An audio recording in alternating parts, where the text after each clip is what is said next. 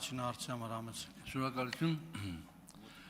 Պարոն Քոչարյան, իմ հարցս պայմանավորված է այն հանգամանքով, որ դուք երկար տարիներ իրավապահ համակարգում աշխատելու փորձ ունեք, հիմա էլ զբաղեցնում եք շատ կարևորագույն մի պաշտոն, եւ մենք գիտենք, որ հանցագործությունների բացահայտման, կանխարգելման նպատակով գոյություն ունի գործիքակազմ, որը կոչվում է օրենքով թույլատրված կարգով գաղտնալսումներ, այսպես կոչված, տեսագրություններ եւ այլ։ Բայց նաև կներեք, գիտենք, որ նաև դա երբեմն արվում է ոչ օրենքները պահպանելով եւ հետեւաբար հաշվի առնելով ձեր փորձը, այսօրվա ձեր դիրքը, կարող եք գնահատական տալ ճիշտ է արդյոք իմ դատողությունը կամ անհանգստությունը, որ կատարվում է նաև ոչ օրինական ճանապարհներով եւ այդ ոչ օրինական ճանապարհներով կատարվածները քանի տոկոս են կազմում ընդհանուր խճանկարում։ Պարոն Աղազարյան, շնորհակալ եմ հարցի համար։ Շատ դժվար է տոկոսային հարաբերակցության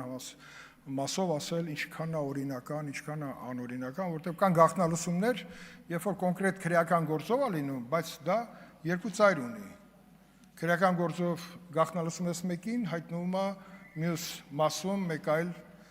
անձնավորություն, որտեղ գաղտնալսման տվյալները պետք է խիստ գաղտնի պահվեն։ Եվ դրա հրապարակումը, կներեք, չի կարա լինի այնպես, ինչպես դուք ուզում եք այդ հարցի մեջ, բովանդակության մեջ դնում եք դա։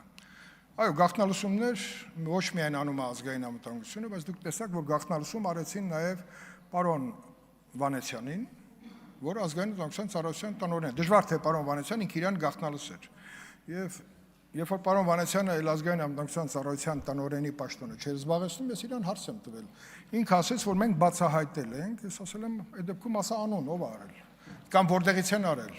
Ինչ որ սխեմաներ ասեցին, ինչ որ դրսից, ներսից եւ այլն, բայց դա բավարար չէր։ Պարոն Վանեցյանին պետք է գլխավոր դատախազությունը ավելի հստակ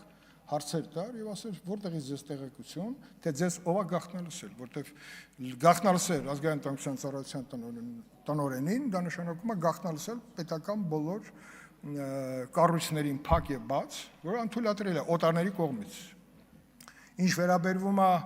այլ գաղտնալսված նյութերը շրջանառության մեջ լինելու, խնդիր է, որը կարծում եմ, որ մեր համապատասխան կառույցները պետք է ոչ միայն ուսումնասիրեն, այլ նաեւ բացահայտեն, եթե գաղտնալսումը արվել է պատկան մարմինների կողմից Հայաստանի Հանրապետության, ապա նա ոնց կարա իր գաղտնիության տիրույթից դուրս գա։ Եվ այդ բացահայտումը շատ կարևոր է, որպեսզի այդ գայթակղությունը սկսած շարքային, գաղտնալսողից վերջացրած որոշում կայացնող այդ հնարավորությունից զրկված լինեն, որտեղ այդ տեխնիկական միջոցների վրա նաև մարդիկ են աշխատում, եւ այդ մարդկանց նաև լսածը ի վիճակի են, որ ինչ-որ ձայնագրություններ իրենք անեն եւ հետո դա օգտագործեն այլ նպատակով։ Այդ դրա բացահայտումը շատ կարեւոր է մեր երկրի ներսում այս անվստահության այդ հարցերի շուրջ մթնոլորտը փոխելու համար։ Ունեք արձագանք։ Շնորհակալություն Արման Ղազարյան, հաջորդ հարցի համար համեցեք։ Պարոն Քոչարյան, առանց գաղտնիության ռեժիմը խախտելու ուզում եմ